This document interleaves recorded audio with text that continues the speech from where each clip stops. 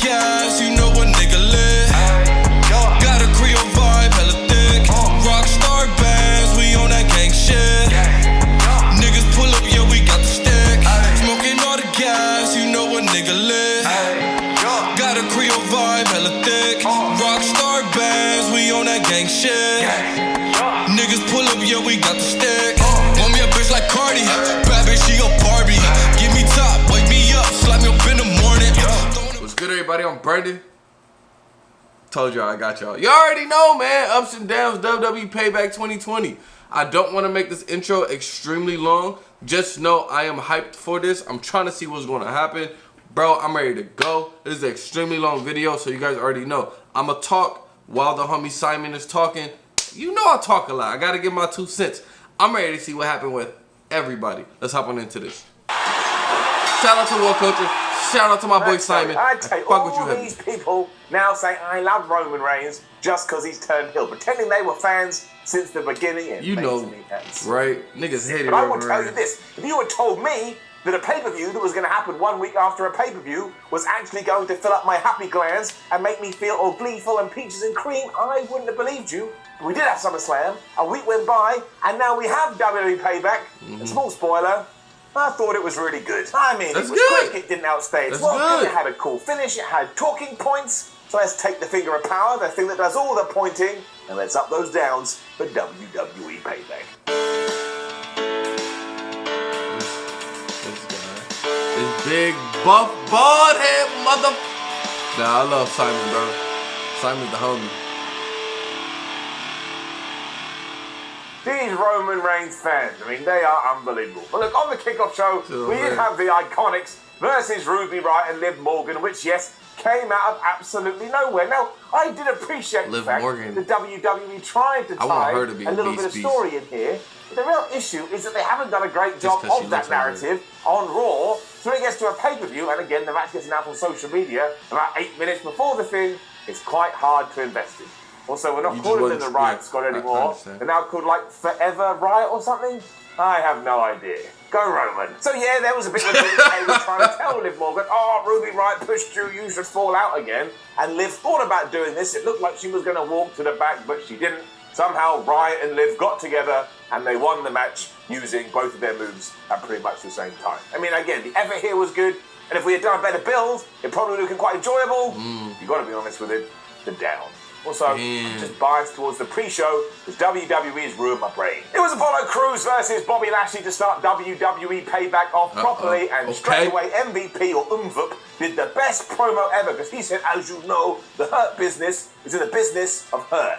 Oh my God! I was really confused. You're just getting up. You horrible on the mic. MVP and Shelton Benjamin were at ringside, and I guess they were a little bit bothersome, but they never really interfered. The story here was that Apollo Crews is really quick and he's really agile, but unfortunately for him, Bobby Lashley is really strong, and every time he's going to get an opportunity, he's going to smack him up. And it had a slow start. When we did build to Apollo doing his moonsaults and his German suplexes and just flying around the ring, it was actually kind of cool, and I believe if you were at home watching this as I was, you'd be like, yeah, go Apollo, go! He also did a frog splash, which we absolutely have to stop doing on WWE TV until Montez Ford goes away, because you ain't going to do it better than him. You're not. Really, the sad realization Apollo Crews has was that Bobby Lashley is the almighty one, and he basically just got up from all of this and applied the full Bobby or whatever. What the hell are they calling it? Call it the Lashley lock. Call it the Lashley lock. But they're calling it the full Lashley or something stupid like that, which sounds like you're being whipped with some kind of whip. What else do you whip someone with? Anyway, we all know how to What are you talking about, my guy? Crews have to tap out or submit. He's done. He's finished. He's over. Bobby Lashley, your new US champ. I still think Cedric Alexander needs to be inserted in here somewhere because I think it would add a cool twist and then ricochet a few with him and that would elevate them back to where they should be. And afterwards, well, fair play to WWE because as the Hurt Business were celebrating, Apollo got back in the ring, he whipped all their asses while shouting, I'm going to get that title back, which actually quite liked because we don't usually do that with our baby faces. At least he kind of ended this looking strong. Although also weak, you don't have no belt. There was also this mad thing afterwards that I thought they were going to do throughout the evening, but they only did it for the Hurt Business. Like again, when they were celebrating with this title, it's just this photography. I'll just show you. They did this with photos. I mean, what the hell was that? Paul Heyman was there backstage So they being a massive... They just cut to photos? Like, as he was watching it, just ksh, ksh, ksh. Yeah, that's random. Oh, like Caleb Braxton approached him. He was like, oh, what's going on with Roman Reigns? Has he signed the contract? Hasn't he signed the contract? And Paul's like, well, don't ask me. Go ask Roman. He's right in there. So Caleb said, well, can I go in? And he said, no. He'd do very well on Twitter. Now, yes, I will admit it was a little bit dumb that we had a triple threat match all set up, but one of the guys hadn't signed the deal. This has a really good payoff, so it's fine. Keith Lee was then in his locker room and was approached by, of all Uncle people, Jerry. John Bradshaw Layfield.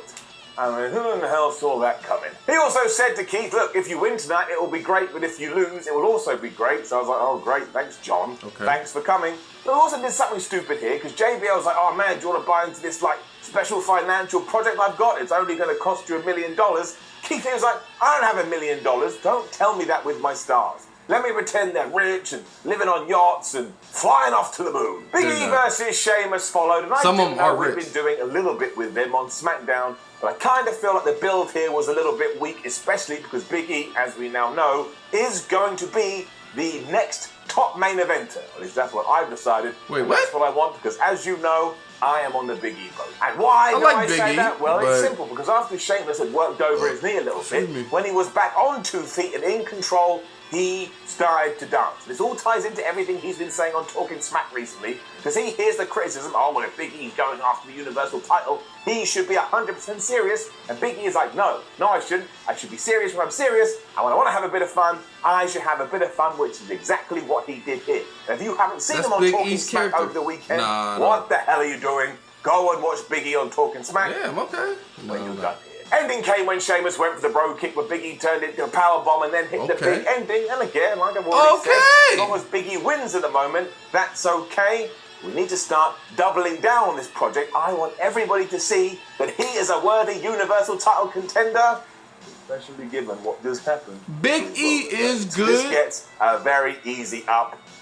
But a title contender, interview was you gotta convince me a little bit more. You know what I'm saying? I need to see a little bit more just from Big E. But after he defeats Baron Corbin, he's going to take. I guess Kofi had it for a minute. Like, you know, a little phrase that he threw in. Remember Kofi had the championship for a minute, but then lost that shit. I think he was speared once by Brock Lesnar and lost it like that. That's crazy. Because it is WWE, it's like, oh, please no, do not have Matt Riddle beat Baron Corbin and start wearing that stupid crown around that looks like we bought it from Toys R Us. I don't want or need King Riddle. I hope he beats Baron Corbin. I don't like Baron Corbin, but yeah, get rid of that. Also asked about get rid of the King of the Ring. Baron Corbin had done earlier in the day, which essentially said, I'm going to prove that Riddle is a failure at work as much as he is a failure at home. You know, if you don't know, don't worry about it. But I know what that was referencing, and I certainly don't think that we should be referencing that stuff on WWE TV. Can you tell us? One, I just think it's inappropriate, but also two, this means nothing to casual fans. I know not a lot of casual fans are watching WWE at the moment. We've got to reel them back in on a fishing hook. I'm a casual fan. From stuff like this. Again, did not like it, down. Nia Jax and Shayna Baszler. You ain't gonna tell us, nigga? I guess it's a little too personal. Hold on. Nia Jax and Shayna Baszler, I told you, that's like Brock Lesnar and fucking Braun Strowman. That's cheating. Stupid toy that the teacher has. This actually gets good before the end of the night. But this whole good cop, bad cop, like you, don't like you, stupid. Especially because then halfway through this, they realise, oh no, wait, we need to be friends if we want to win the tag team championships later. So they just made up. Thankfully, Matt Riddle did indeed beat Baron Corbin. Okay. A little bit worried there. I like it. It was decent. Baron was an ass hat straight away because he attacked Riddle during his pyro. That actually looked quite cool. And then he started to beat them down as he shouted, I'm the king and you're a pauper, because, you know, he actually believes this stuff. Now, Baron did do a lot of rest holds, but this kind of ties into the Apollo Crews match from earlier. It meant when Riddle was on the offensive, it just built and built and built, and I was like, yeah, go get him, you barefooted crazy man. It was a really good bit when Corbin did indeed hit the deep six, and I thought, oh my gosh, that's going to be it. But Matt Riddle kicked out at 2.999. From there, he eventually got in the Bro Derek, and yeah, 1, 2, 3, Matt Riddle, I think, gets his first win on a main roster pay-per-view. I don't know if that's true or not. This all seemed fine as well, because backstage, Matt Riddle said he was done with Baron Corbin. He was going to move on to bigger and better things. Okay. When the King arrived and absolutely whooped his ass. So we're not done here. Nope, that rivalry going to continue to go. Nothing wrong with that, though. If we go back to 50-50 booking, I'm gonna rip Baron my nose Corbin, off. I mean, that only nobody likes affects him. me. He's a really good Sometimes heel. you gotta do crazy things. Matt We've Riddle, seen crazy things great, happening on TV. And then for all my babyface. moaning and negative Nancying, we had Nia Jax Crip and gang, Shayna go get her Baszler, or ass Jaxler, beat. my personal name for them, All taking on Sasha Banks and Bayley for the women's tag team. I hope Sasha Banks. Actually, I don't really like Bayley. I don't know why, but it is what it is.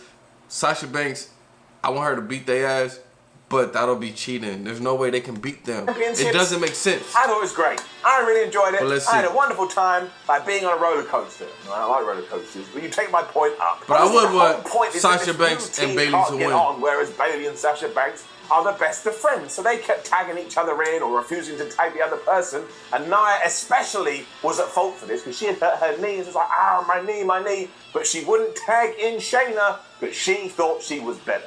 What an absolute moron. Finally, she actually Sound got like a brain something like she a would do. scarecrow in The Wizard of Oz, and she did tag in Baszler, who ran a pretty good hot tag.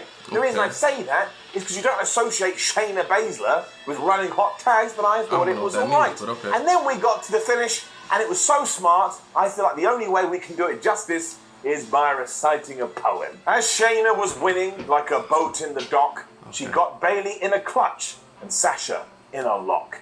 It was a dual submission and the friends had no land. Not even Sasha when she stretched out her hand. In fact, that was worse as it increased the pressure and Bayley had no choice but to accept this measure. For she tapped out and lost, new tag team champs we had, and as soon as that happened, Shayna recalled that Jax was bad. And seriously, that's what went down when Nia Jax and Shayna Baszler decided, we can win this if we're friends. And then they start fighting. And took a picture for Instagram. They didn't do that. I'm absolutely lying. They did come together, and Shayna Baszler put a dual submission on both Sasha and Bayley. And even though Sasha desperately tried to help her friend once again, I keep going wrong, and stretched her arm out, Baszler was able to use that to her advantage and basically choke Bayley. She had to, just accept it was done.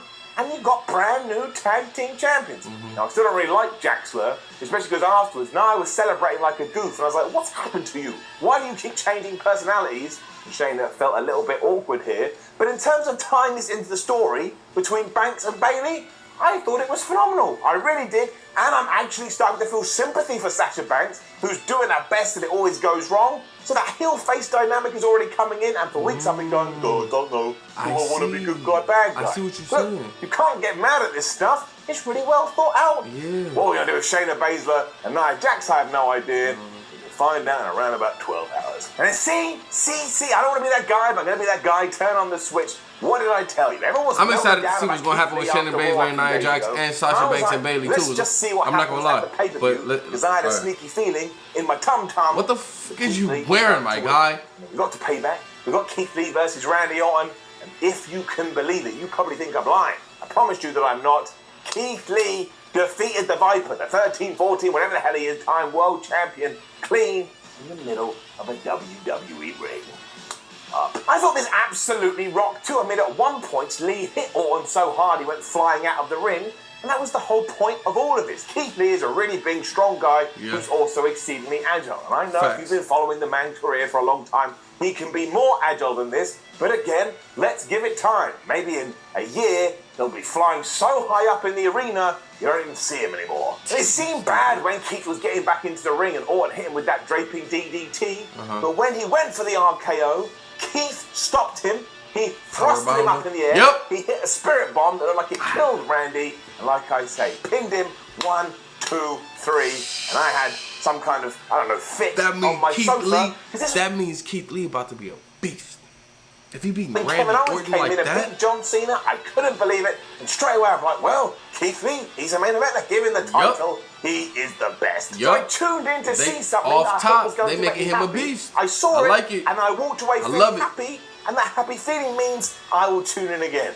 You see, it ain't that hard. Announcers pushed this like crazy too, especially Samoa Joe, who was like, what? How did this go down? Oh my gosh. And it was just perfect. It really, really was. That's good. But again, if Randy Orton now beats Keith Lee on Raw, I will dive into my television set and I will run amok throughout the Thunderdome. More nonsense. It would just make their rivalry really good, because you know Randy Orton is amongst the top. That's what I'm saying. He beat Randy Orton clean. He would do, because he wants a Universal title shot once more. This ends very, very well. So I'm not mad at it. Payback then officially cemented itself as a good show, which again absolutely blew my mind, given it was only coming 7 days after SummerSlam. Damn, with Dominic Mysterio and Rey Mysterio, father and son team, teaming up to take on Seth Rollins and Don't Call It Buddy Murphy.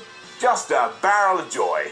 Rey pretended he was going to start, but this was a plan by the Mysterios because Dominic ran wild for a while. And it annoyed Seth Rollins so much he just tagged out and told Murphy to deal with this. This is where we give a couple of thumbs up for Seth Rollins because he has been awesome in this entire feud. I think my thumbs are stuck in this direction. Mysterio then had a short flurry. There we go. Mysterio then had a short flurry, then he got cut off, and he had to do a hot tag to Dominic, who did some stuff, but then he got cut off. And it was just a really good back and forth where at one point I was like, I don't really know who's going to win here. Once again, I was hoping my happy glands were going to be filled up and I would see the Mysterios get the victory, but you just didn't know. As it turned out, there was a twist in the tail. And that was because just when it looked like Rollins and Murphy, nigga. Seth looking at Murphy and shouting, kick him in the head, referring Dominic's to Rey kid Mysterio because beat his ass. Murphy went to do this, he missed, he kicked Seth in the head, and that turned the tables and allowed the good guys to run wild. You know what? I'm also loving this. Hopefully this creates tension Rey Mysterio was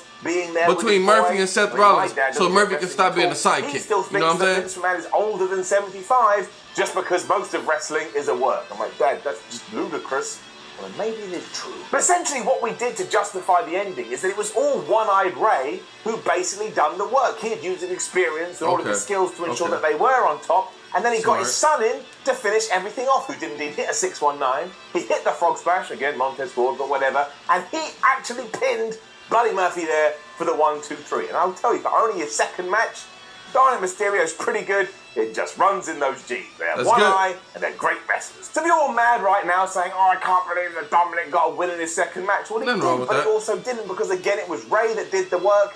And Murphy kicked Seth Rollins. I keep saying that word, but it's happy feelings. I am very proud of the Mysterio family. And they got their revenge or payback. I thought it was wonderful. I have watched Christmas movies that had a worse message than this. Like Jingle All the Way, which is also the best Christmas movie ever. Well, I do want to ask, what's the deal with WWE and Josh trying to break everybody up? Because that was the insinuation here. Yeah. Seth Rollins was livid that Murphy had kicked him in the head and then had gone and lost the match. And he walks away just looking at him going, you piece of trash, you don't even have a first name. But over the weekend, in terms of this seed planting, which I do usually enjoy, we've now had it with them. We had it with Shinsuke Nakamura and Cesaro. We had it with Alexa Bliss and Nikki Cross. We had it with Sheamus, but he just walked out on the Miz and John Morrison. That's the whole gimmick of Nia Jackson, Shayna Baszler, and Liv Morgan and Ruby Riott. It's kind of very, very, very strange. And then I'll be damned. Like I've already said, I didn't really get what we were doing with the Roman Reigns, Paul Heyman contract signing. But when we got to the Fiend versus Braun Strowman versus Roman Reigns, Roman just didn't come out at first because he hadn't signed the deal. He was like, nah, I'm fine. I'll wait. I'll hang out. I'll play some Nintendo. And yeah, sure, in any other real sport, you'd be like, well, that's absolutely ludicrous. Nobody would do that. But it's not a real sport. It is professional wrestling. You should take advantages to enhance the story whenever you can. That's why I think I got it around here somewhere. Oh, that one is getting it up. It also meant that at first we had a rematch from SummerSlam between the Fiend and Braun Strowman. And once again, I just thought they went out of their way to kick each other's ass. I mean, there was weapon shots and they fell through a table and they were throwing each other into LED boards. Yes, the Fiend got his stupid cartoon hammer out, which I never enjoy, but it didn't lead to a finish or anything like that. So I just ignored it and I pretended it was a stick of fire. Fire with her. Thankfully, finally, WWE also tied this to everything with Alexa Bliss because we saw her backstage watching this while playing with her one braid. I still think that's stupid, but whatever. And everyone was like, oh no, what's going on with Alexa Bliss and the Fiend? And given that I guess we're going to turn Bray Wyatt face, maybe they're going to be some kind of relationship here. We also got a flipping ring explosion when Bray Wyatt superplexed Braun Strowman back into it, and poor Charles Robinson took the most ridiculous bump over the top rope, but he was doing his best. And a little part of me was like, oh, I feel like we should have waited until we had real fans before we did that. Especially because I don't see the Fiend as a super big guy, even though he's not small. But it was at this point that Roman Reigns came out with Paul Heyman. He signed the deal down. Of course. This looks like a perfect situation to me. He tried to pin both guys and failed. But who even cares? Because you know what he did? He ruined Braun Strowman with a steel chair. When the Fiend tried to give him the mandible claw, he just whacked him right in the testicles, and nobody wants that. And then he speared the monster among men, pinned him, got the 3 count, and he is your new Universal Champion. This nigga come back and he the champ already. I'm dead. Presentation is everything. Because if WWE had done this without changing Roman, it would have sucked. You know what? Because he's got this new badass persona. Yeah, he's a heel now. I like it. I can't think of a better ending. We got Heyman and Reigns posing at the end of Payback. I don't like Paul Heyman as your 2020 is the sidekick. craziest year ever. And again, just as one final caveat, as I've done with other matches on this card, do not now have Roman Reigns turn his back on Paul Heyman and be like, please, I got what I wanted. No, please have him turn his back. Potential here. Nobody likes Paul Heyman. Take your damn time. Nah, hey, it seemed pretty good. I'm not gonna lie. It seemed pretty good. The way that Simon recapped it, maybe he's just really good at recapping for me. I don't know. But the way he recapped it, it seemed really good. The matches, I mean, there were more ups than downs. And Roman Reigns going heel, I like that. Alexa Bliss and the Fiend, oh my God. Listen, I need the Fiend to stay a motherfucking creeper. That's what I love about that dude, you know? I need him to stay creepy. You can't stay creepy if you get with Alexa Bliss unless you turn her creepy as well. Then that might be fire, you know? But, let me see, what other big matches? Bobby Lashley beat Apollo Crews. They gonna still have their thing going, so that's cool. Shayna Baszler and Nia Jax versus Sasha Banks and Bayley. They beat them. Now, you know, the tag teams all got feuds going in within each other. I don't know. A lot's going to happen. I know Raw came on yesterday when they dropped the top 10 Raw moments. You know I'm going to react to that. Let me know your thoughts down in the comments. See y'all next time. Peace.